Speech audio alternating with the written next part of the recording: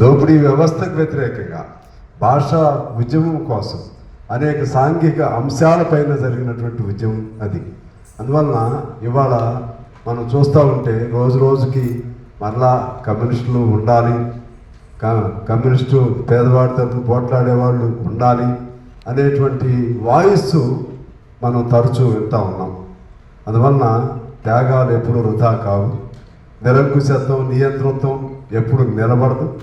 అంతిమంగా నిలబడేది ఏమిటంటే, అంతిమంగా నిలబడేది త్యాగం ఒకటే, అంతిమంగా నిలబడేది ప్రశ్నించేటువంటి ప్రశ్న ఒకటే. ఆ త్యాగం ఎక్కడ ఉంటుంది అంటే ఎర్ర జెండాలో ఉంటుంది. ఎర్ర జెండా శాశ్వతంగా ఉంటుంది. అదే సమయంలో ఈ కార్యక్రమానికి సంబంధించి ఇవాళ అధికారికంగా జరపాలా వద్దా అని వీళ్ళు లెక్కలు వేసుకుంటున్నట్టున్నారు అధికార పార్టీల వాళ్ళు. అసలు ఎవరిలో కూడా అధికారికంగా జరిపితే ఇది తప్పు అని నాకు తెలిసి ఆ ఇద్దరు ముగ్గురు ఎంఐఎం పార్టీ వాళ్ళు ఏమని అనుకుంటారేమో తప్పితే యావత్ ముస్లిం సోదరులు కూడా ఈ కార్యక్రమాన్ని అధికారికంగా జరిగితే చాలామంది పేద ముస్లింలు అసలు తగు ముస్లిము హిందువులది కాదు కదా. మగ్దుమ్ మొహిద్దీన్ గారిని పిలిపించాడు కదా, బందగి మరణించాడు కదా, షోయిబుల్లా ఖాన్ చంపివేశారు కదా, రజబలి గారు లాంటి వాళ్ళు జైల్లో ఉన్నారు కదా. అసలు తగు దీన్ని వక్రీకరణ చేయటం తప్పితే దానికి దీనికి సంబంధం లేదు. అలా వీళ్ళు కానీ మన రాష్ట్ర ప్రభుత్వం అధికారికంగా ప్రకటన చేయకపోతే ఖచ్చితంగా దాన్ని ఆర్ఎస్ఎస్ బీజేపీ వాళ్ళు వాళ్ళ లబ్ధి కోసం దాన్ని ఉపయోగించుకుంటారు. మరి వాళ్ళకి ఎలా చెప్పాలో ఎవరు చెప్పాలో ఎప్పుడు అర్థమైందో తెలియదు. అసలు లేని భయం ఎవరో తప్పు పట్టేది. ఎందుకంటే ఇది ఒక రాజు పైన పేదవాళ్ళు సాధించినటువంటి విజయం తప్పితే ఆనాడు మరి ఆయన అమ్మటి ఎంతమంది ఉన్నారు? ఆ జమీందారులు ఎవరు, జాగీర్దారులు ఎవరు, లేకపోతే వతందారులు ఎవరు, దేశ్ముఖులు ఎవరు, భూస్వాములు ఎవరు, వాళ్ళందరూ ఎవరు? 90% మంది హిందువులే ఉన్నారు.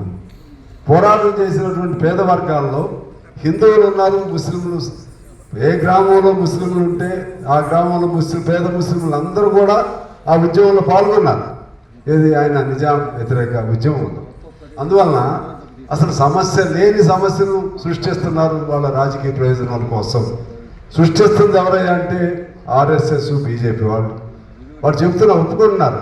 మేము లేము, ఆ రోజు మేము లేనంత మాత్రాన ఆ చరిత్రను మేము ప్రస్తావన చేయకూడదా అని కొంతమంది వితండంగా వాదన పెడుతున్నారు. ప్రస్తావన చేయండి, చరిత్రను చరిత్రగా గుర్తించండి అని మనం అంటున్నాం.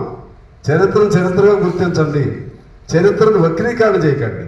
మేమేం స్వాతంత్రం సాధించినప్పుడు మన పెద్దలు సాధించారు, అప్పుడు అనేక మంది లేరు. దాని అర్థం స్వాతంత్ర సమరోత్సవాలు ఆ రోజుల్లో మేము లేవు కాబట్టి జరపకూడదని ఎవరన్నా అంటే తప్పు అయింది. మీరు కూడా జరపండి, కానీ చరిత్రను వక్రీకరించకండి. అది హిందూ ముస్లింల మధ్య తగు కాదు. కాబట్టి ఈ అంశం ఇవాళ ప్రజల్లోకి పోవాలి. ముఖ్యంగా కొత్త యువత ఉంది, వస్తున్న యువతలోకి పోవాలి. యువకుల వాళ్ళ హృదయాల్ని ఆకట్టుకునే విధంగా, విద్యార్థులను ఆకట్టుకునే విధంగా అనేక మేధావుల్ని కొత్తగా ఇవాళ సమాజంలో మళ్ళా తయారవుతున్నటువంటి వాళ్ళని, ఆనాటి చరిత్ర తెలియని వాళ్ళని తెలిసే విధంగా సాంస్కృతిక ఉద్యమాలను మనం మరింతగా విస్తృతం చేయాలి. లిటరరీ ఉద్యమాలను మనం మరింతగా విస్తృతం చేయాలి. అలాగే మన చరిత్రని వాళ్ళు చేయకపోయినా సరే మనం ఎలా తీసుకెళ్ళాలి, ప్రతి మారుమూల ప్రాంతానికి కూడా, ప్రతి మనిషికి కూడా కమ్యూనిస్టుల గొప్పతనాన్ని, కమ్యూనిస్టుల చరిత్రని ఎలా ముందుకు తీసుకెళ్ళాలి అనే లక్ష్యంతో ఇవాళ మనం జరిగే ఈ కార్యక్రమంలో ఆ లక్ష్యాన్ని చేయబోతున్నాం. సరే, సహజంగా మన పెద్దలు బాధపడ్డా, ఎందుకంటే పెద్దలు అయిపోయారు వాస్తవంగా. ఇక ఇప్పుడు అంతకుముందు 2 వరుసలు ఉండేవాళ్ళు, ఇప్పుడు లేరు కదా. మరొక కొన్ని పరిణామాలు జరగాల్సిన అవసరం ఉంది. ఆనాటి వరకు ఉద్యమ పార్టీగా, పోరాట పార్టీగా, త్యాగాల పార్టీగా, వీరుల కన్నా వేరే పార్టీగా ఈ పార్టీ పాటించినటువంటి సత్వాన్ని ముందుకు తీసుకెళ్లడంలో మనందరం చేయాలని కోరుతూ మీ అందరికీ హృదయపూర్వక నమస్కారాలతో థ్యాంక్ యూ. మన కామెంట్స్ వస్తున్నారు. మన ఆహ్వానించినటువంటి మరి సిపిఐ జాతీయ కార్యదర్శి నారాయణ గారిని సందేశం వచ్చింది కాకుంటుంది.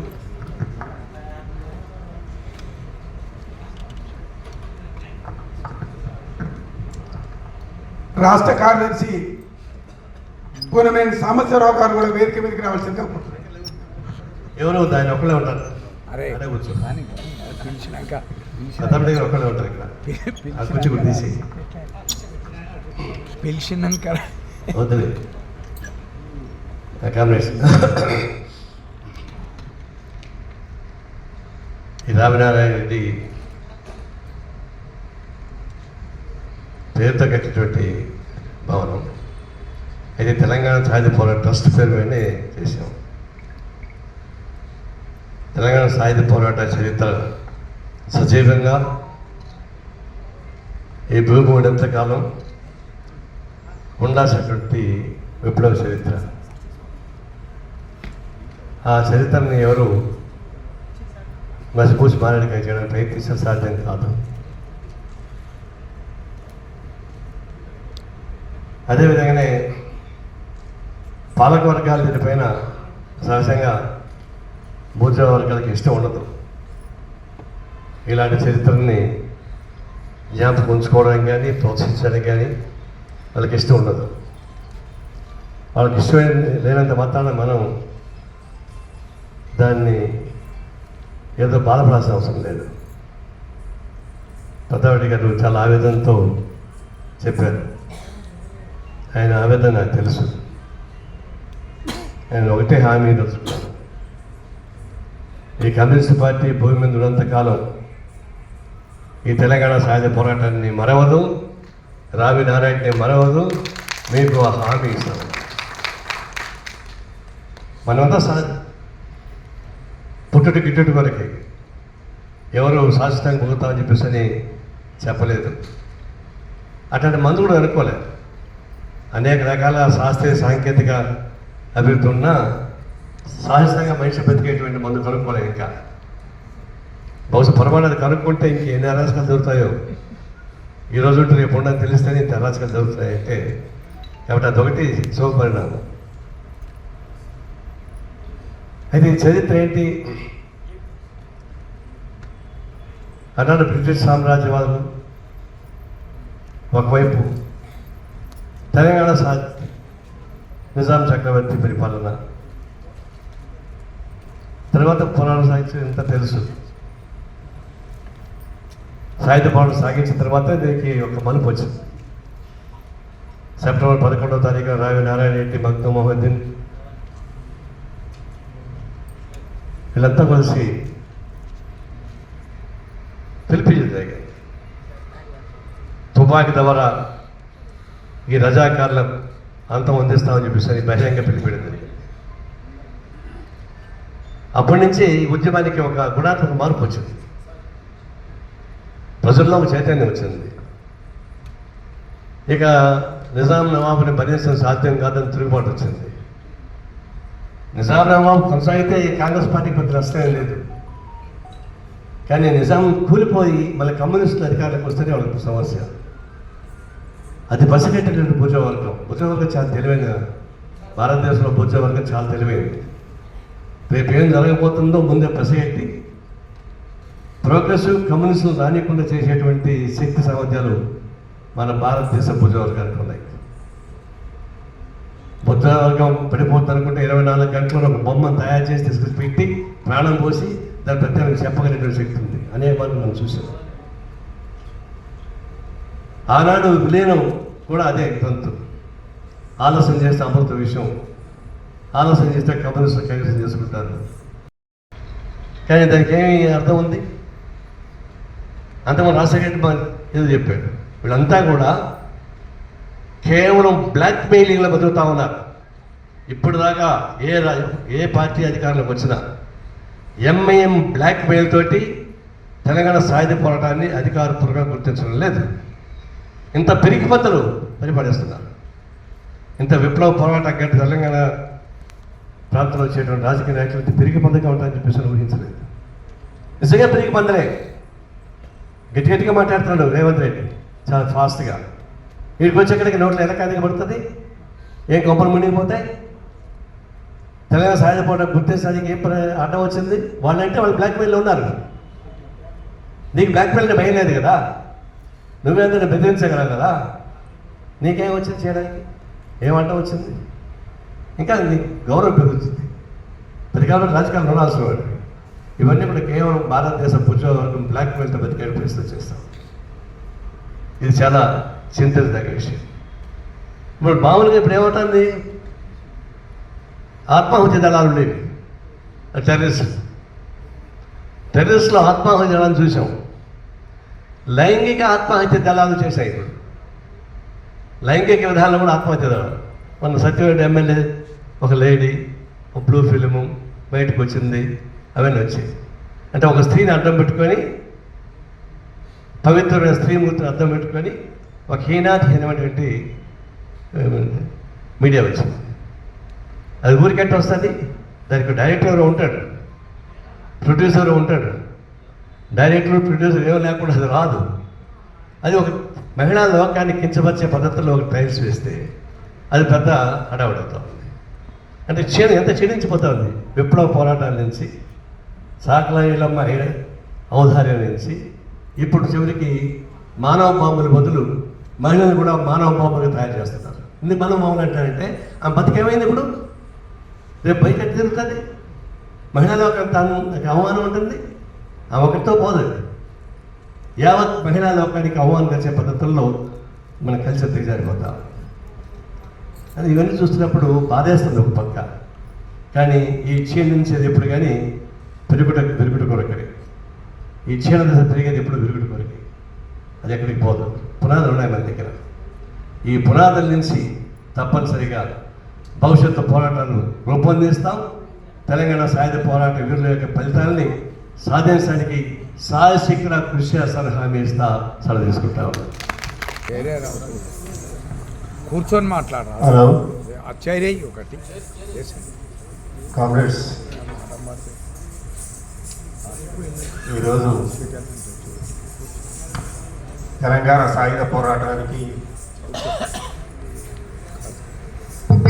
ఒక మహత్తరమైనటువంటి లక్ష్యంతో 1947 11వ తేదీ సెప్టెంబర్ 11 నాడు రాయబులు పిలుపుకోవడం, ఆ పిలుపుని అందుకొని నిరక్షరాస్యులు అణచవేయబడినటువంటి అమాయకులు చైతన్యంతో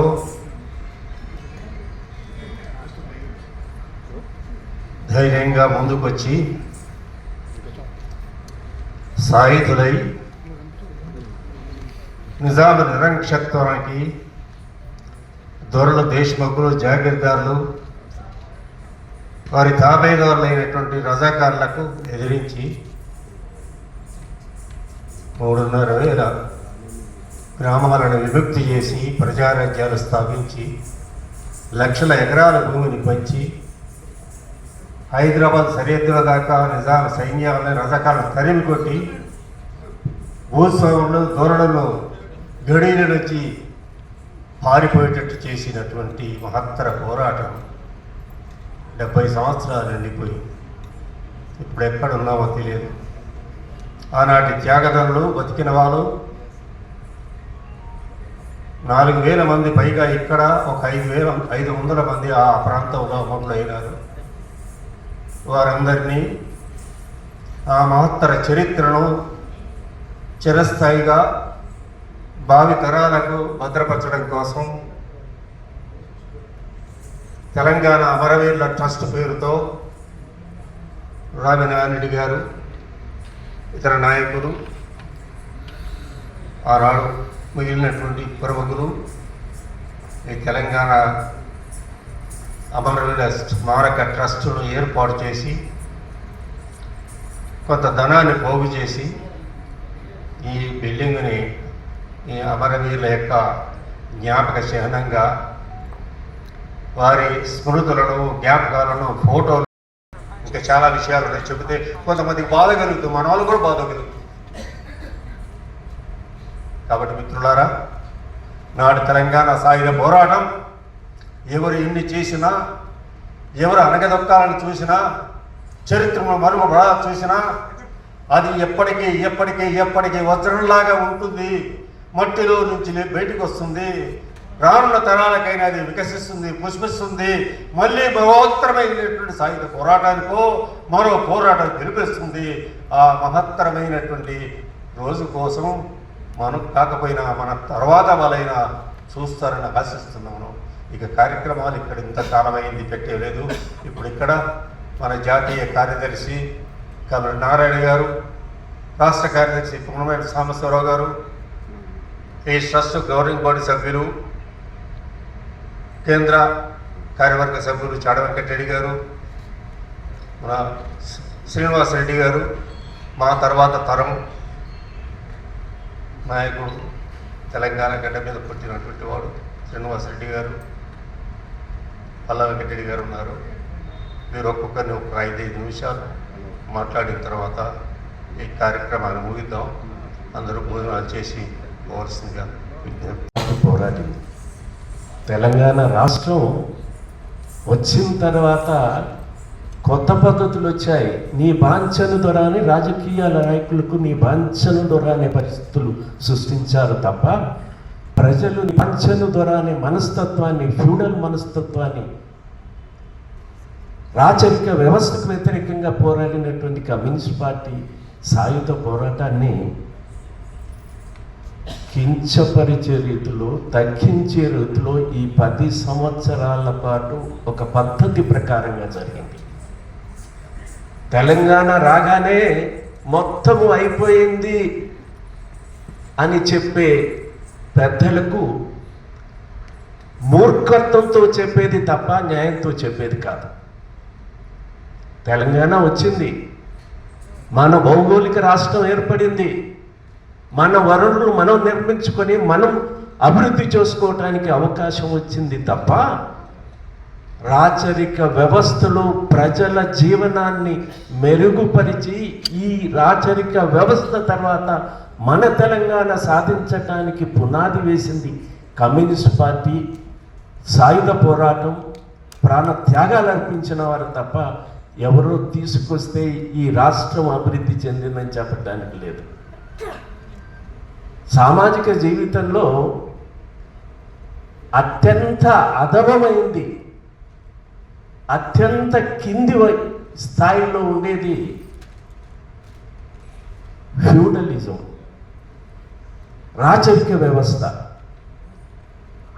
పెత్తందారీతనం, భూస్వామ్య వ్యవస్థ. ఆ వ్యవస్థని తొలగించింది తెలంగాణ రైతాంగ సాయుధ పోరాటం, కమ్యూనిస్ట్ పార్టీ. ఇవాళ ఉన్నది బూర్జువా వ్యవస్థ. ఫ్యూడల్ వ్యవస్థ కన్నా బూర్జువా వ్యవస్థ మెరుగైన వ్యవస్థ అనేది భావన. ఫ్యూడల్ వ్యవస్థ కన్నా క్యాపిటలిజం మెరుగైన సామాజిక వ్యవస్థ అని భావన. ఈ క్యాపిటలిస్ట్ వ్యవస్థకు, పెట్టుబడిదారీ వ్యవస్థకి ప్రత్యామ్నాయం మనం చెబుతున్నది, మనం కోరుకునేది శాస్త్రీయ సోషలిజం. ఆ శాస్త్రీయ సోషలిజం తర్వాత కమ్యూనిస్టు వ్యవస్థ ఏర్పడుతుంది అనేది భావన. మొదటి వ్యవస్థను కూలదోసింది కమ్యూనిస్ట్ పార్టీ, సాయుధ పోరాటం. ఆ వ్యవస్థను గుర్తించకుండా ఈ 10 సంవత్సరాలలో రూపొందించినటువంటి అధికారిక పుస్తకాలు చూస్తే అత్యంత సిగ్గుగా ఉంటుంది. సిగ్గుపడాల. బజార్లలో నినాదాలు ఇచ్చిన వాళ్ళంతా స్వాతంత్ర సమరయోధులు తెలంగాణ కొరకు.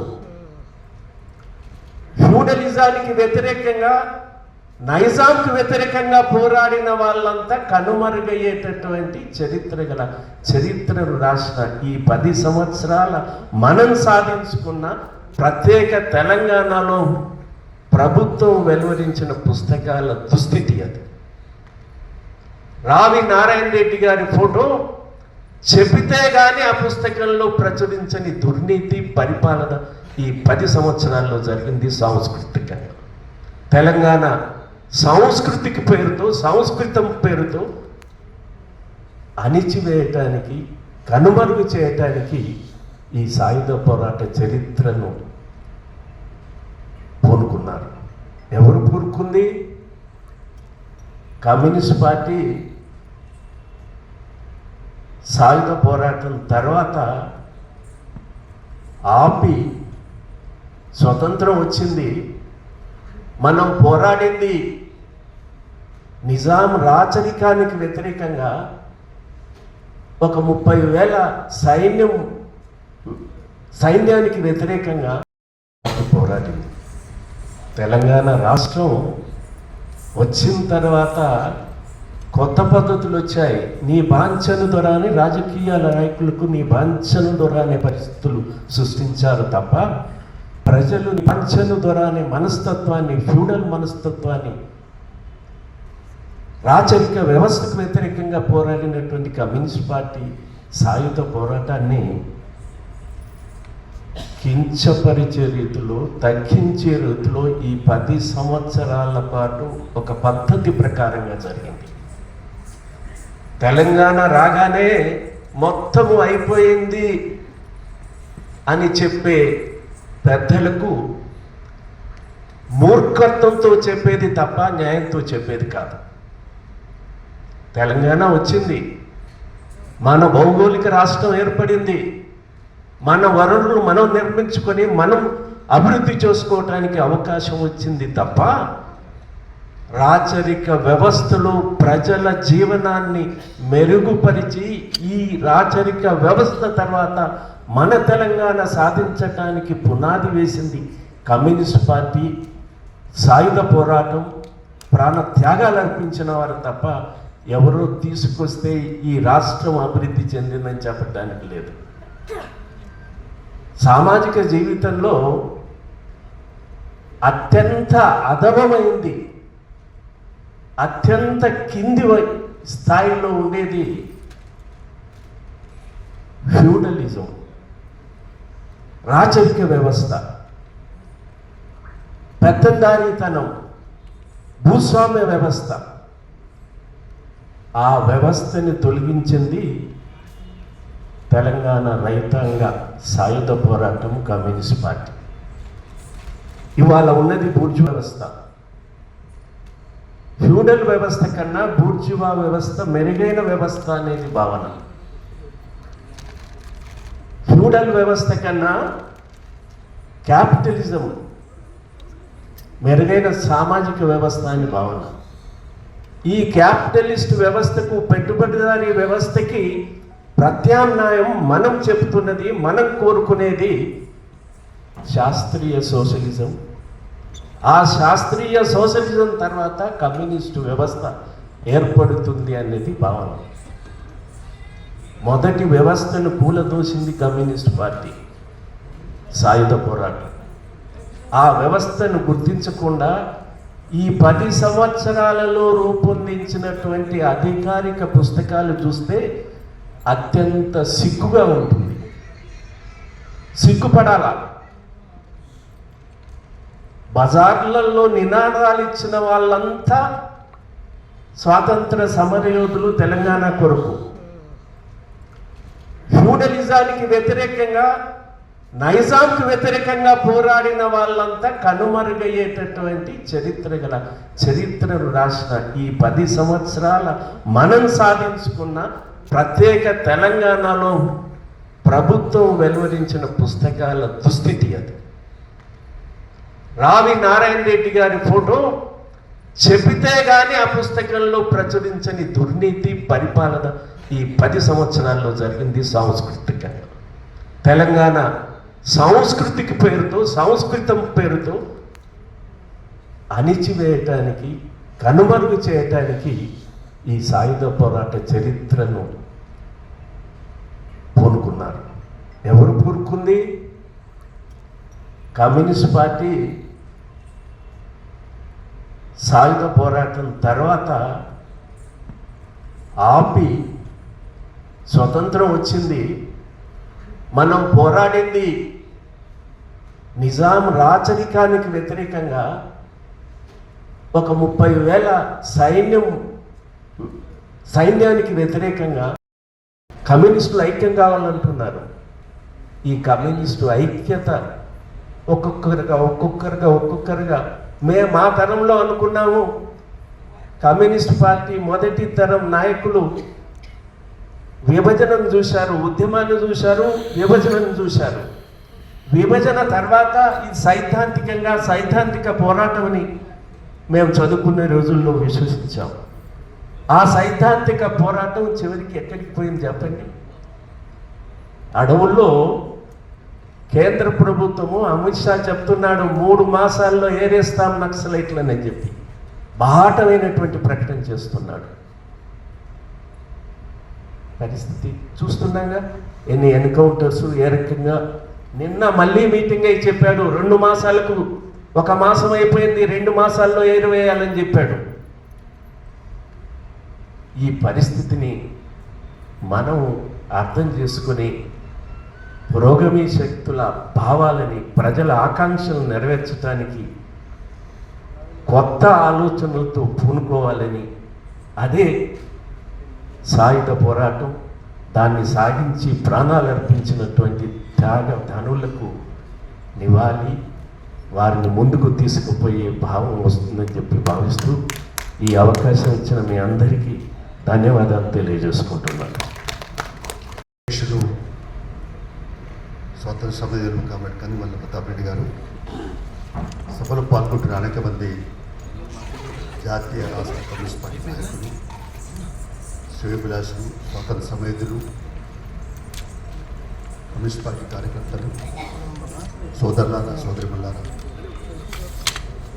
ఈరోజు తెలంగాణ సాయుధ పోరాటాన్ని పిలిపించిన రోజు.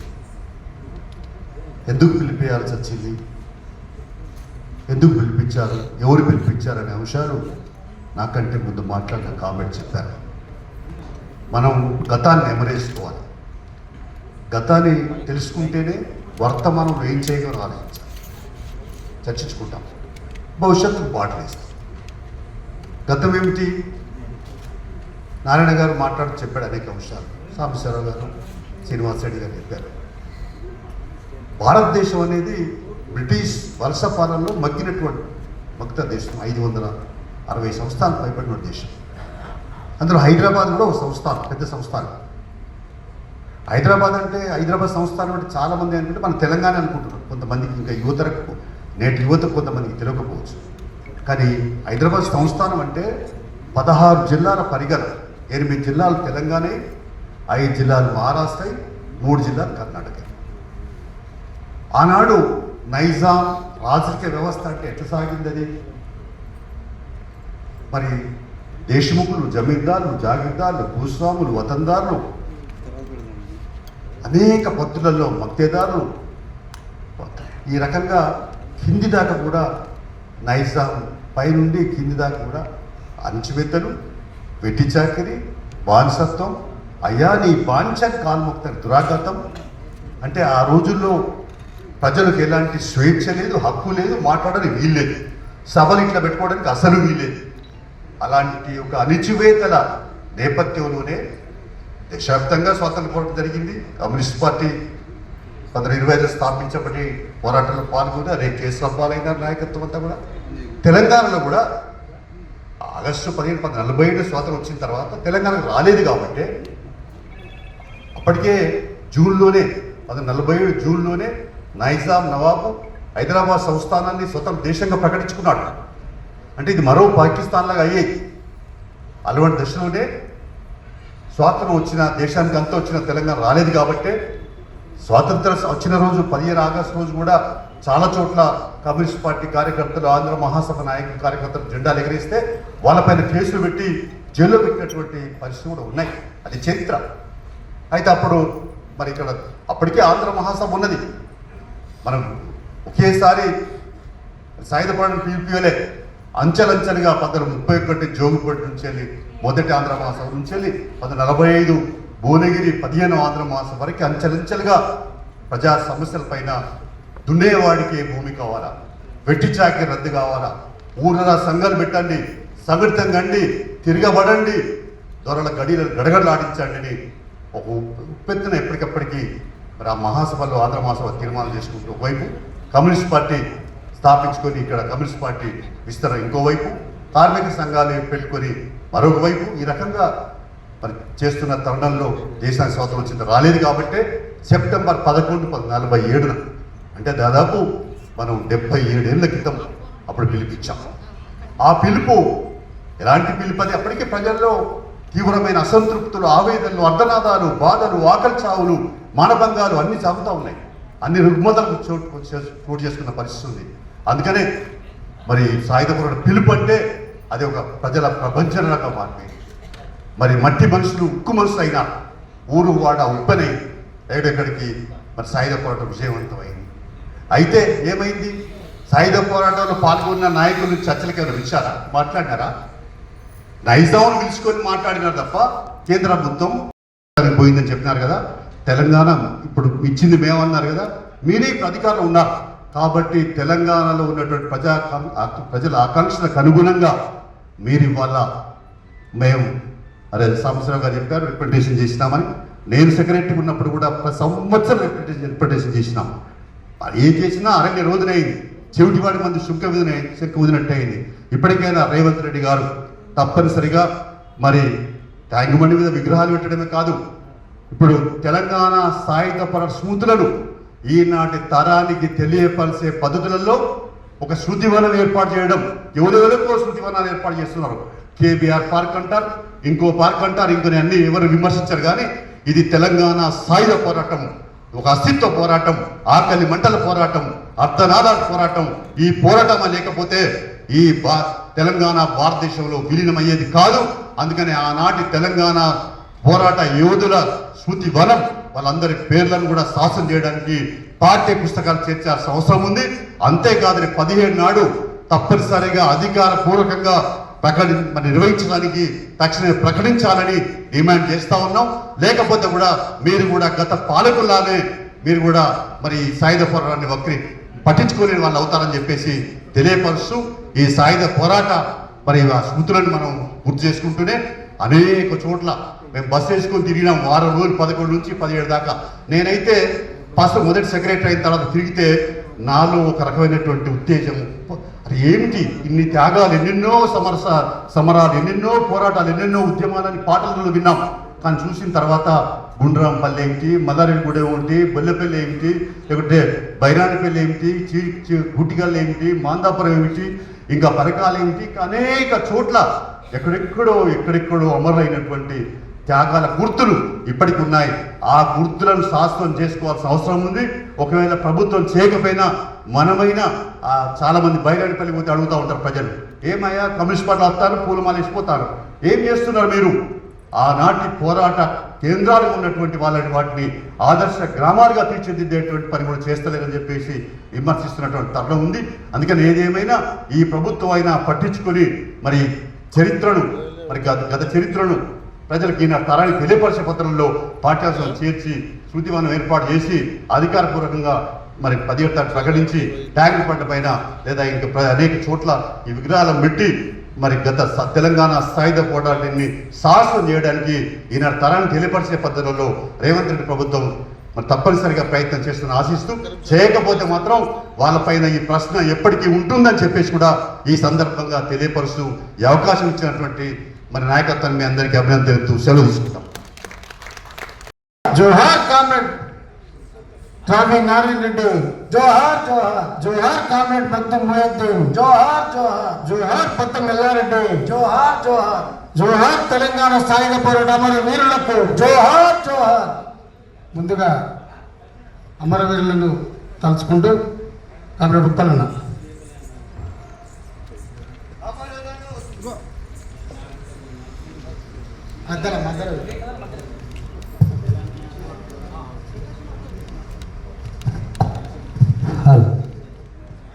అమరులను తెలుసుకుందమా జమకు జమాయర జెండా, అమరులను తెలుసుకుందమా జమకు జమాయర జెండా, జమకు జమాయర జెండా, జమకు జమాయర జెండా, జమకు జమాయర జెండా, జమకు జమాయర జెండా, ఒత్తుకుందం పోరు జెండా చల్.